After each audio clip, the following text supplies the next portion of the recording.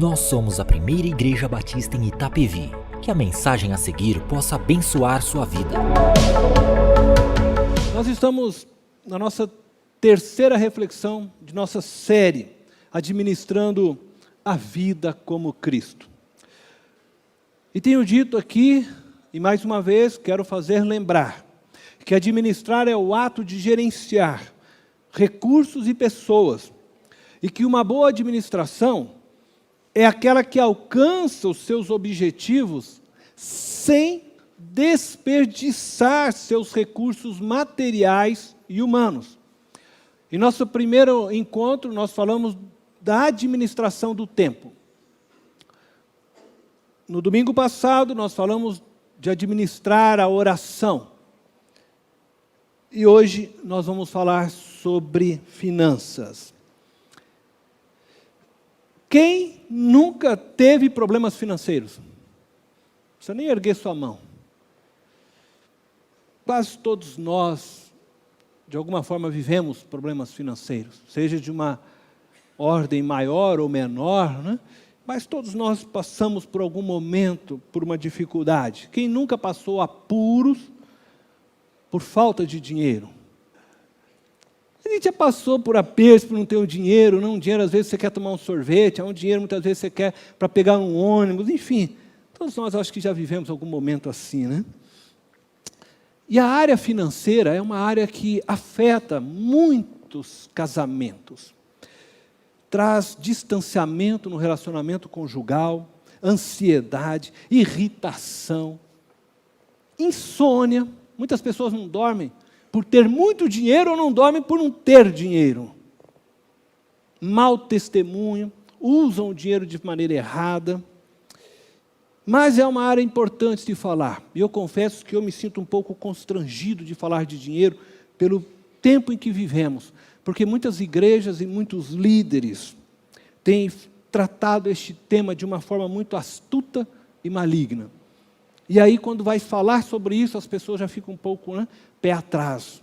Mais uma igreja para falar de dinheiro. Não é esse o nosso propósito. Nós não queremos pegar o dinheiro do seu bolso. Mas nós queremos falar de dinheiro de uma forma consciente, para que você saiba usá-lo e dessa forma, sim, viver uma vida próspera. Para se ter uma ideia da importância desse tema, na Bíblia, existem aproximadamente 300 versículos falando sobre anjos. 500 versículos falando sobre amor. 700 versículos falando sobre fé. 2.350 versículos falando sobre dinheiro ou tratando deste tema, bens materiais. Veja então o quanto isso é importante para a nossa compreensão. E a primeira coisa que nós precisamos saber do dinheiro é que o dinheiro tem o poder de conquistar nossos corações. Mateus capítulo 6, no versículo 21, verso bem conhecido de todos nós, diz assim: pois onde estiver o seu tesouro, aí também estará o seu coração. O dinheiro ele tem o poder, preste atenção nisso, dinheiro tem poder de conquistar os nossos corações, ao ponto de se tornar o centro de nossas vidas, o objeto do nosso amor e desejo. E quando o dinheiro conquista o coração do ser humano, ele passa a subjugá-lo, a controlá-lo, quando na verdade o ser humano é que deveria controlar o dinheiro, e não ser controlado pelo dinheiro. E duas coisas, então, podem ocorrer quando o dinheiro conquista o seu coração. A primeira é que o dinheiro se torna uma divindade para você. Em Mateus capítulo 6, versículo 24, Jesus diz as seguintes palavras: ninguém pode servir a dois senhores, pois odiará a um e amará o outro, ou se dedicará a um e desprezará o outro. Vocês não podem servir a Deus e ao dinheiro. A palavra dinheiro aí no original é a palavra mamon. Mamon não era o nome de uma divindade. Mamon não é o nome de uma entidade demoníaca. Mamon, na verdade, é uma palavra hebraica que vem metmon, que significa dinheiro, riquezas ou bens materiais. Literalmente, mamon significa isso. Aquela moeda, a nota, o dinheiro, material físico. Agora, na era pré-cristã, alguns dos povos cananeus que também utilizavam dessa palavra mamon para riquezas, eles começaram a cultuar, isto é, fazer ídolos, imagens, para representar esse Deus da riqueza. Então, começaram a construir uma imagem física, material, mamon. Embora mamon não fosse uma entidade, e não existisse como entidade, mas eles criaram um ídolo chamado mamon. E esses começaram a adorar mamon. E é por isso que Jesus, neste verso, ele coloca as riquezas como um concorrente, como alguém que está disputando lugar com Deus no seu coração. Então ele diz que você não pode adorar a Deus ou servir a Deus e ao mesmo tempo adorar ou servir a mamon, a riqueza. E é interessante que quando Jesus faz isso, então ele eleva a riqueza, a prata, o ouro, os bens materiais, a um status de competição com o próprio Deus. E é nesse sentido que mamon precisa ser entendido e compreendido por nós, sim, como aquele que tem poder para conquistar o seu coração. Porque a riqueza tem esse poder. E nesse sentido, está disputando com Deus. Que coisa, né? Embora não seja uma entidade, ela disputa o seu coração, as riquezas e os bens materiais, o ouro, a prata, enfim, todos os bens deste mundo ficam tentando dominar o seu coração. Portanto, nós não podemos tratar da questão do dinheiro como se fosse apenas algo material, sem maiores implicações espirituais. Porque o dinheiro tem, segundo Jesus, o poder de se tornar um objeto de adoração, mesmo não tendo vida. E é por isso que Jesus dá esse status de um Deus, né, para o dinheiro. Eu quero deixar claro algo antes de prosseguir. Muitas pessoas priorizam, muitas vezes, o dinheiro na sua caminhada e na sua jornada. Esse é um erro. Mas não é errado ter um bom plano de saúde. Não é errado fazer uma poupança. Não é errado aplicar um dinheiro, é sábio fazê-lo. Mas é errado, preste atenção nisso, confiar sua vida a um bom plano de saúde. É errado confiar sua vida a uma poupança.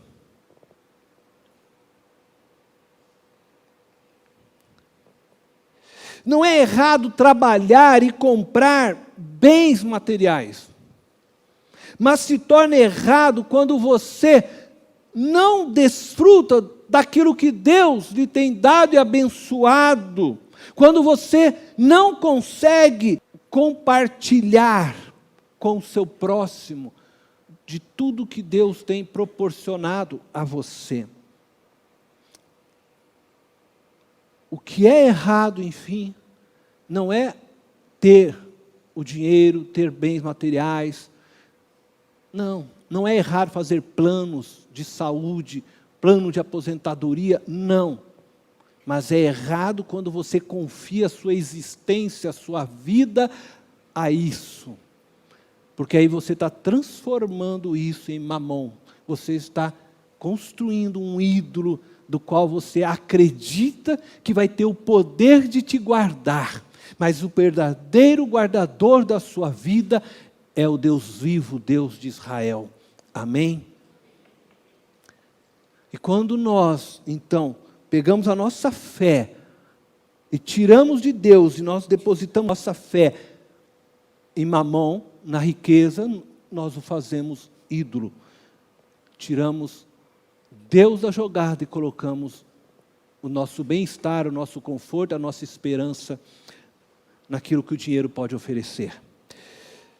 A consequência da adoração ao dinheiro é que o primeiro mandamento, ame o Senhor teu Deus de todo o coração, é quebrado. É quebrado. Porque você agora já passou a amar mais o dinheiro. A segunda coisa que ocorre quando o dinheiro conquista o seu coração é que o dinheiro passa a interferir em seu relacionamento com os outros.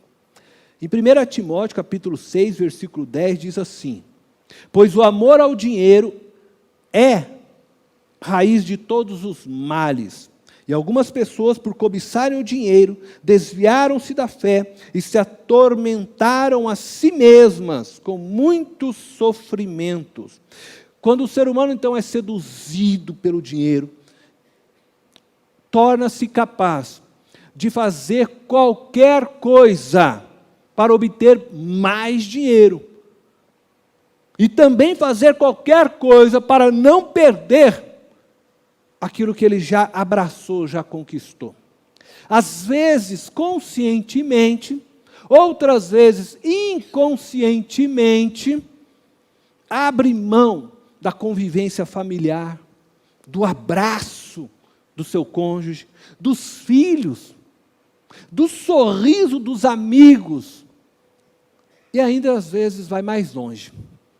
Abre mão da dignidade, abre mão da honestidade, abre mão da honra para alcançar mais dinheiro.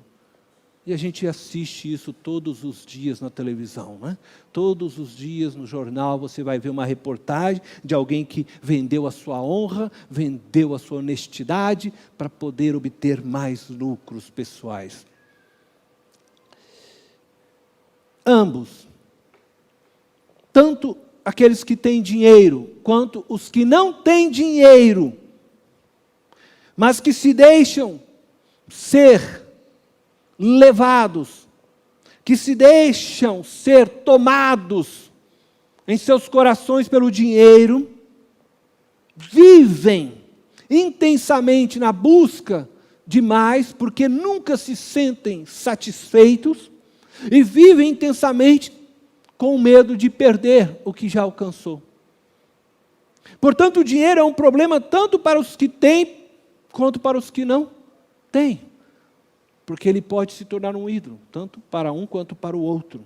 E ambos constroem as suas relações baseadas em interesses pessoais, quando o dinheiro é o ídolo dos seus corações.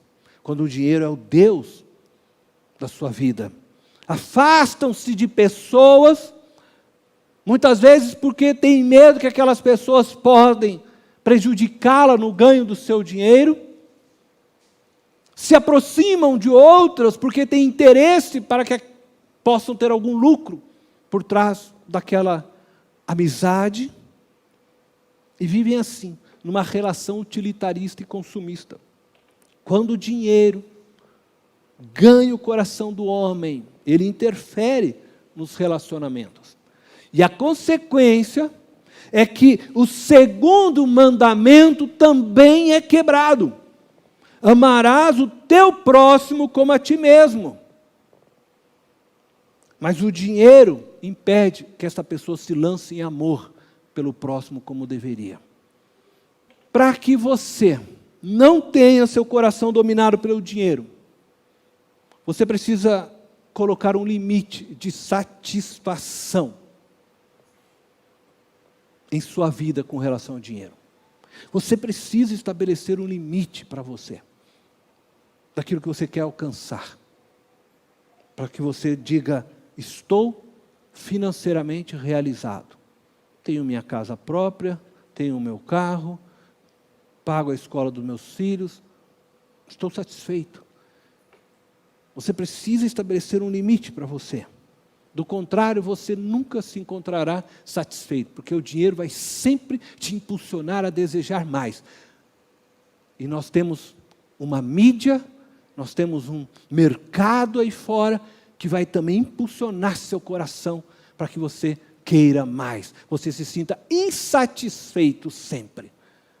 Você chegar na tua casa, aí você olha para o seu computador, sei lá, você olha para o seu carro, você olha para a sua geladeira, e você sempre fica sonhando com aquilo que eles estão vendendo na televisão, aquela Brastemp maior, aquela Brastemp que cabe um pouquinho mais, aquilo, não sei, o carro melhor, o carro que agora fala comigo, eu quero bater um papo, é o carro, e você vai cada vez sonhando, e nunca vai parar isso.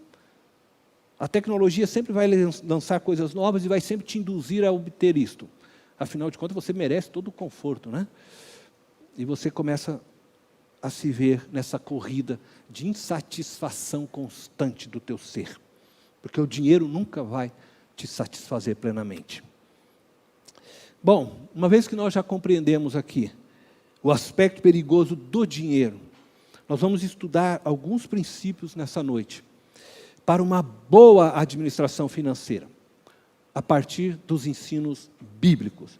Primeiro, você não é dono de nada, apenas um administrador. Esse é o primeiro ensino que você precisa ter para compreender a sua relação com o dinheiro, com os bens materiais. Você não é dono de nada. Deuteronômio, capítulo 10, versículo 14, diz assim: ao Senhor, o seu Deus, pertencem os céus e até os mais altos céus, a terra e tudo o que nela existe.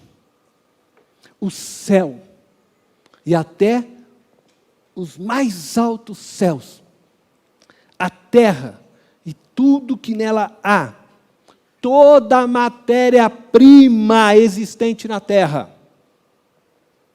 Pode pensar o que você quiser. Bauxita, ouro, prata, tudo, madeira, né? Os pinheiros, toda a matéria-prima, tudo que existe nessa terra, pertence ao Senhor. Tudo o que temos pertence a Deus. Ou seja, não temos nada, de fato e verdade. Somos apenas mordomos dos bens de Cristo. Então eu vou dizer uma coisa para você agora. O seu carro não é seu. A sua casa, lá está a escritura no teu nome, mas ela não é sua. Porque a sua vida não é sua. Tudo que você tem em seu nome, na verdade, pertence a Cristo, porque a sua vida pertence a Cristo. E você só está vivendo porque Deus tem te abençoado e agraciado a cada manhã. E é por isso que você vive. Mas você recebeu de Cristo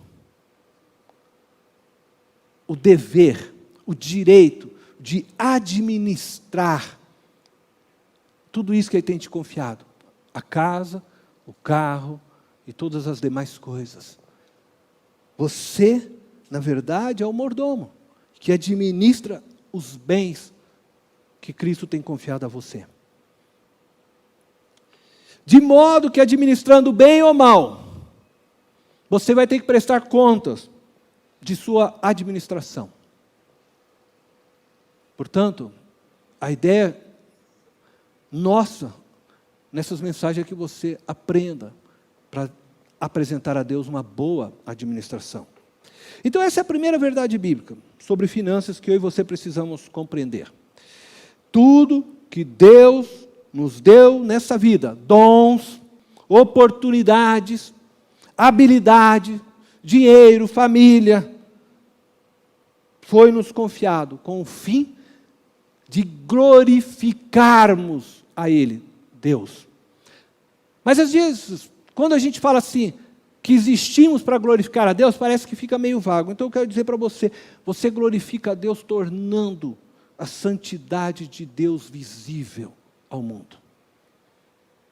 Então você tem que usar tudo que Deus lhe confiou para fazer com que a santidade de Deus seja vista por meio da sua vida e dos recursos que Ele te deu. O segundo princípio, o seu patrão é Deus. Veja só o que diz o texto de Colossenses, capítulo 3, versículo 23 e 24. Tudo o que fizerem, façam de todo o coração como para o Senhor, e não para os homens, sabendo que receberão do Senhor a recompensa da herança. Preste atenção no final. É a Cristo, o Senhor, que vocês estão servindo. Recebereis de quem? Do Senhor. Por que do Senhor? Porque é a Cristo, o Senhor, a quem vocês estão servindo. Muitos cristãos parecem não entender esta verdade bíblica. Pensam que trabalham para homens,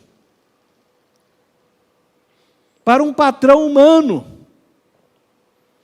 Pensando que servem a homens, agem de uma forma, quando então estes homens, o patrão humano ou o supervisor do setor a que ele trabalha, está perto. E aí então, ele parece ser o funcionário do ano. Mas basta, né, que este supervisor se afaste, este patrão humano se afaste, que ele já se torna todo ocioso, né? Negligente para com o serviço. Eu costumo ouvir por aí, e com muita tristeza, que as pessoas dizem a respeito de nós cristãos. Muitas pessoas falam que não gostam de ter cristãos trabalhando com eles porque fazem corpo mole. Aproveitam, né, da boa irmandade. Poxa, afinal de contas, meu patrão é meu irmão em Cristo, então eu não preciso trabalhar. E se esquece de que o verdadeiro patrão é Cristo Jesus. E eu vou te contar uma coisa. Cristo Jesus é o patrão que vê tudo. A todo tempo, em todo instante. Entenda isso. Porque antes de você servir a homens, você serve a Cristo, em primeiro lugar. E Ele é onipresente por meio do Espírito Santo. E aí vale a pena dizer ainda para você, que a sua promoção profissional, ela não está nas mãos dos seus supervisores ou patrões humanos.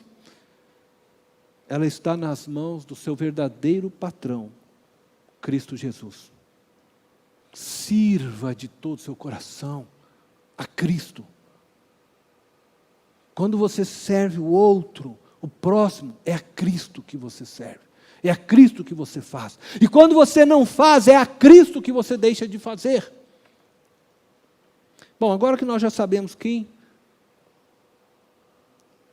é Deus, né? E que Ele é o dono de tudo, do ouro, da prata, o dono de todos os recursos, nós já sabemos que tudo pertence a Ele, e já entendemos que Jesus Cristo é o nosso verdadeiro patrão, e não os homens. Então nós vamos verificar qual é o plano de Deus para o dinheiro que Ele nos confiou. Porque aí então nós vamos falar agora da administração propriamente dita. Mas eu precisava primeiro ter esta base por trás. O plano de Deus para o dinheiro que te foi confiado. Tem quatro coisas que Deus espera de você na administração financeira dos recursos que Ele te deu. A primeira é para suprir as necessidades da igreja de Cristo. Em 1 Coríntios, capítulo 9, versículo 13 e 14, o apóstolo Paulo escreve as seguintes palavras: vocês não sabem que aqueles que trabalham no templo alimentam-se das coisas do templo, e que os que servem diante do altar participam do que é oferecido no altar?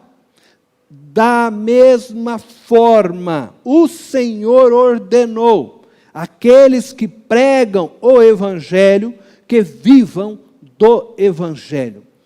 Paulo faz aqui um paralelo entre o modelo de igreja do Antigo Testamento e o modelo de igreja do Novo Testamento. E ele está falando aqui que a igreja do Antigo Testamento, ela supria e sustentava os sacerdotes daquele período, chamados levitas. Os levitas não eram simplesmente o pastor, né? Os levitas exerciam diversas funções, nem eram os músicos também. Nós temos essa tendência sempre de que levita é aquele que canta. Existia sim, né, um grupo também que cantava, mas os levitas carregavam a arca, os levitas eram eles que tinham que dobrar as cortinas, eram eles que limpavam, os levitas serviam no tabernáculo e no templo das mais diversas formas. Então, era separado para eles, de todas as demais tribos, 10%, e assim eles eram sustentados. E Paulo está fazendo aqui um paralelo, e aí ele está dizendo que da mesma forma que eles eram assim sustentados, também hoje aqueles que vivem da pregação do Evangelho devem ser sustentados pela igreja de Cristo. Se não fosse o sistema de dízimos, não teríamos pastores, missionários e obreiros de dedicação exclusiva à pregação do Evangelho, presidindo e conduzindo igrejas no cumprimento da missão deixada por Cristo, de fazer discípulo de todas as nações, tribos, raças, línguas. Jesus nunca condenou o dízimo, mas ele condenou o mau uso do dinheiro. Na verdade, e aqui eu falo muito particularmente, eu acredito que Jesus e os apóstolos, eles tinham a expectativa que os cristãos dessem mais do que o dízimo. Eu costumo dizer que o dízimo era o mínimo que Deus estava ensinando para a igreja do Antigo Testamento no serviço. Mas que Deus espera que na nova aliança, cada cristão, ele é chamado para viver de forma superior à antiga aliança. E com certeza, o dízimo faz parte disso. O dízimo é o mínimo que nós devemos devolver para Jesus. O ensino no Novo Testamento é que os cristãos dessem com alegria, com generosidade, com voluntariedade própria. Segundo, Deus nos confiou bens, dinheiro, para que nós possamos também suprir nossas necessidades. 2 Tessalonicenses, capítulo 3, verso 10 ao 12, diz assim: quando ainda estávamos com vocês, nós lhes ordenamos isto: se alguém não quiser trabalhar, também não coma. Aí não vai ficar indo comer na casa do teu irmão, né? Se não quer trabalhar, né? Aí a Bíblia fala isso. Pois ouvimos que alguns de vocês estão ociosos, não trabalham, mas andam se intrometendo na vida alheia. A tais pessoas ordenamos e exortamos no Senhor Jesus Cristo que trabalhem tranquilamente e comam o seu próprio pão. Triste, né? Mas tem gente que quer ficar comendo do trabalho dos outros. Isso não é uma atitude cristã. Mas o dinheiro também é para suprir nossas necessidades. Com dinheiro podemos comprar as coisas que precisamos para sobreviver e sustentar nossa família. O apóstolo Paulo está dizendo que com o fruto do nosso trabalho comeremos. Mas o dinheiro também é para nós abençoarmos aqueles que necessitam. Efésios capítulo 4, versículo 28 diz assim: o que furtava não furte mais, antes trabalhe, fazendo algo de útil com as mãos, para que tenha o que repartir com quem estiver em necessidade. O dinheiro dado com sabedoria e amor pode ajudar a aliviar o sofrimento, né, de pessoas que estão passando dificuldades. E nós já aprendemos isso também lá em Romanos capítulo 12, versículo 3, diz assim: compartilhem o que vocês têm com os santos em suas necessidades. Pratiquem a hospitalidade. Compartilhem o que vocês têm. Quando nós praticamos também a hospitalidade, nós compartilhamos, né, daquilo que nós temos em nossas casas. Digo, ganhar mais não significa que você é mais abençoado do que aquele que ganha menos. Significa que Deus colocou sobre você a responsabilidade de dividir com aqueles que não têm a oportunidade de ganhar mais. O quarto princípio que Deus espera de nós na administração financeira é que nos alegremos.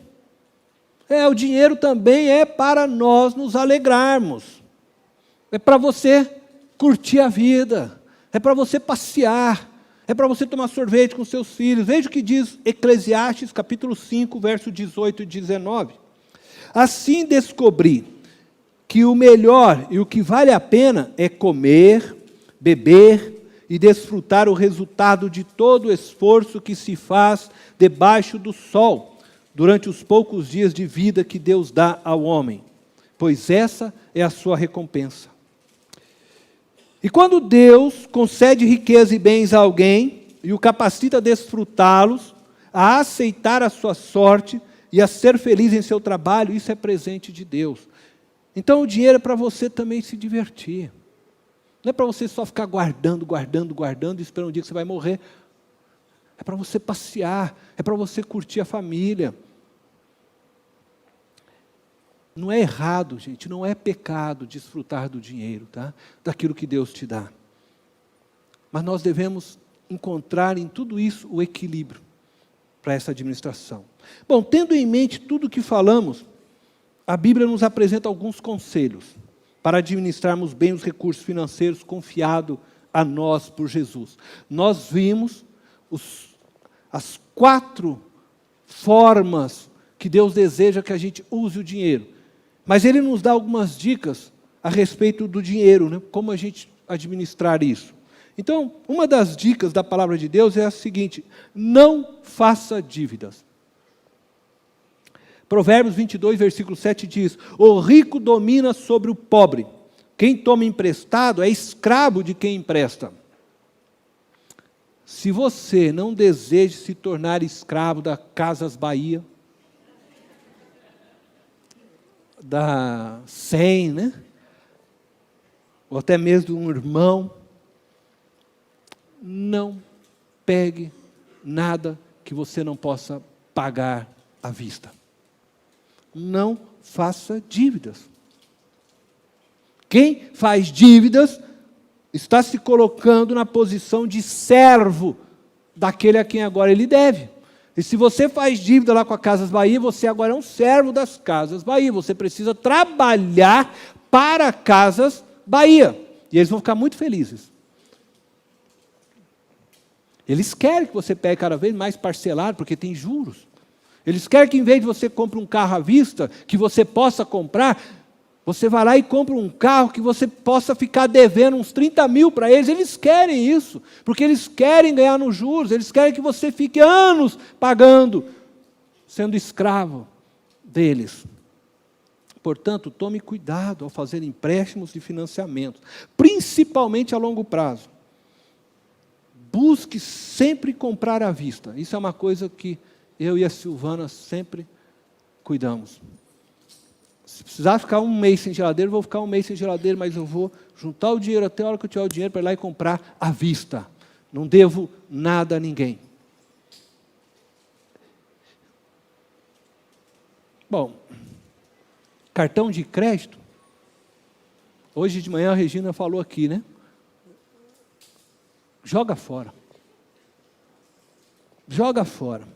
A não ser que você seja muito controlado com as suas contas e com o seu impulso de gastar. E aí sim o cartão de crédito pode ser um benefício, pode te dar milhas de viagem, né? Você pode até para a Disney lá com cartão de crédito, mas se você não tem isso, joga fora, porque ele vai te derrubar. Outro princípio que a Bíblia nos ensina. A Bíblia nos ensina, nunca deixe de pagar suas contas. Não faça dívida. Você fez a dívida? Nunca deixe de pagar suas contas. Pague. Nunca assuma obrigações financeiras que você não possa arcar. Nunca deixe de pagar suas dívidas. E quando você assume obrigações financeiras a longo prazo, o futuro não está no teu controle. Você está colocando em risco tudo aquilo que você construiu já. Porque se você ficar desempregado, passar por uma situação, uma enfermidade muito grave, talvez você não vai mais conseguir cobrir aquilo, você vai entrar em colapso financeiro. Por isso que eu digo, compre, se possível, tudo à vista. Segure, retenha, espere, passa apertado, a cama está precisando ser nova, trocada, o colchão, mas espera você ter o dinheiro para chegar lá e comprar à vista. E quando for comprar à vista, você pede um desconto, porque você está pagando à vista. Fala, eu quero negociar esse negócio aqui. Veja o que diz o Salmo 37, versículo 21. Os ímpios tomam emprestado e não devolvem. Isto é, eles não pagam a conta. Mas os justos dão com generosidade. Infelizmente, muitos cristãos têm se comportado como ímpio. Não paga suas contas. E dessa forma envergonham o nome de Jesus. Mau testemunho. Outro princípio que a Bíblia nos ensina, faça uma planilha de orçamento. Aprenda a fazer uma planilha de orçamento. Ainda que ela seja simples, básica, mas aprenda a fazer isso. Você não vai encontrar na Bíblia palavras escritas lá, planilhas de orçamento. Não, você não vai encontrar isso na Bíblia. Mas você vai encontrar ensino a respeito disso. Em Provérbios, capítulo 21, versículo 5, diz assim, os planos bem elaborados levam à fartura, mas o apressado sempre acaba na miséria. O apressado é aquele que não faz a planilha, ele nem sabe quanto ele tem, não sabe o que gastou, para onde vai, e aí quando ele vê, furou tudo, estourou, já era. Já era. Aprenda a fazer uma planilha. O próprio Senhor Jesus, em certa ocasião, dizendo aos seus discípulos, ele fala as seguintes palavras, que está lá em Lucas capítulo 14, versículo 28. Ele estava dizendo aos discípulos, se vocês querem me seguir, avalie bem a decisão de vocês. Pensem no que vocês vão decidir. Porque eu não tenho onde encostar a cabeça. Aqueles que me seguirão serão perseguidos. E aí ele diz para eles o seguinte, pensem bem, e aí ele usa uma linguagem metafórica, ele diz assim, olha, qual de vocês, se quiser construir uma torre primeiro, não se assenta e calcula o preço, para ver se tem dinheiro suficiente para completá-la. Jesus estava ensinando a se planejar, a fazer um planejamento. Então eu quero mostrar para vocês uma planilha, para que vocês possam, dessa forma, rapidamente aqui, fazer isso. Se você não tem esse hábito, não dá para mim fazer aqui uma planilha toda extensa, grande, mas é só para que você possa olhar aqui e fazer. Toda planilha precisa ter entrada e saídas. Você não pode viver sem uma planilha. Faça isso. Veja tudo que entra, tudo que é entrada, é aquilo que você recebe.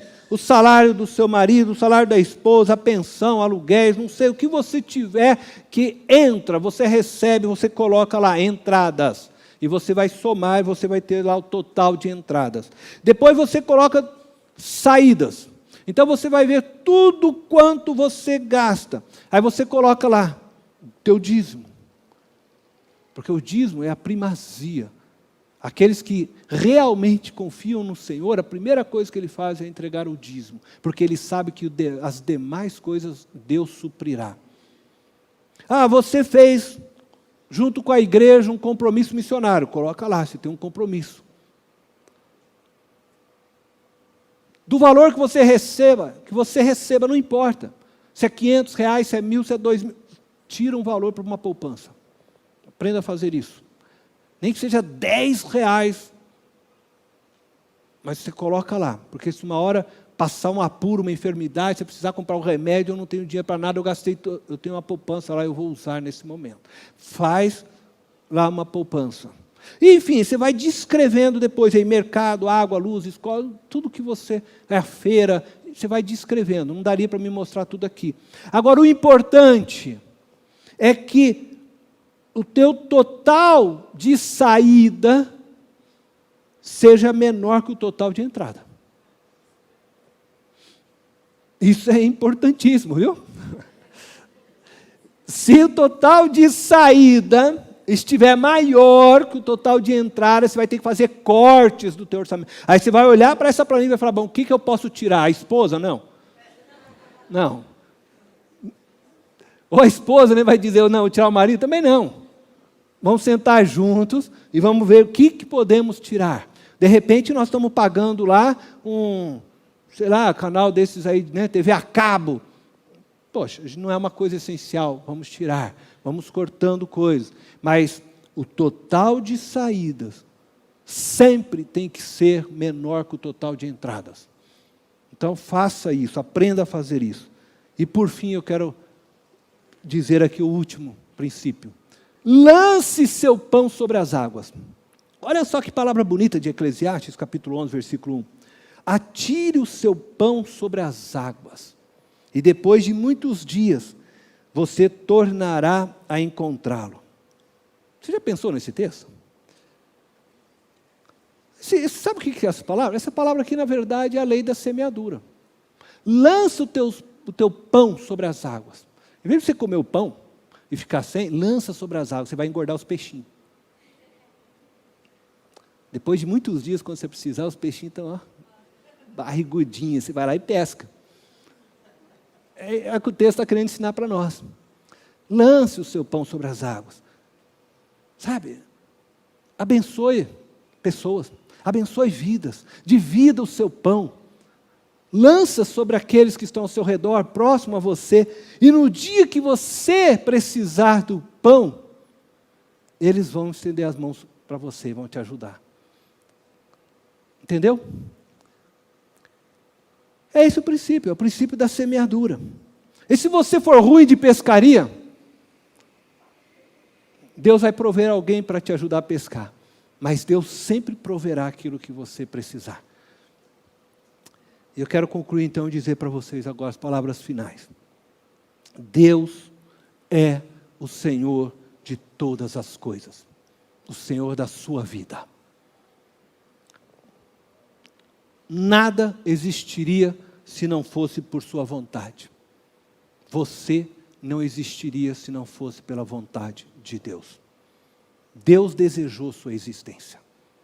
Deus ama você. E Ele deseja que você viva bem. E é por isso que Deus gastou tantas palavras e ensinos a respeito de finanças. Para que tudo te vá bem. Aplique-os em sua vida financeira. E você será bem-sucedido. Use o dinheiro de forma correta. Não permita que o dinheiro escravize o seu coração. Faça dele instrumento em suas mãos e não se torne instrumento dele. O dinheiro pode ser uma bênção. O dinheiro pode ser uma bênção para a sua vida, para a sua família, para aqueles que te cercam, e através dele, você glorificar o nome de Deus. Portanto, guarde o seu coração e seja fiel nos dízimos e ofertas, pois Deus os estabeleceu para que você possa medir onde está depositada a sua fé. Os dízimos e as ofertas que Deus pede a você, não é porque Ele precisa, mas é para que você possa ver aonde verdadeiramente está o seu coração, aonde está a sua fé. Porque aonde estiver sua fé, ali está o seu Deus. Aonde estiver o seu coração, ali está o seu Deus. Sirva Jesus de todo o seu coração. Que Deus te faça próspero. E que você possa santificá-lo na sua prosperidade. Feche os teus olhos. Esta foi mais uma mensagem especial da Primeira Igreja Batista em Itapevi. Que Deus te abençoe.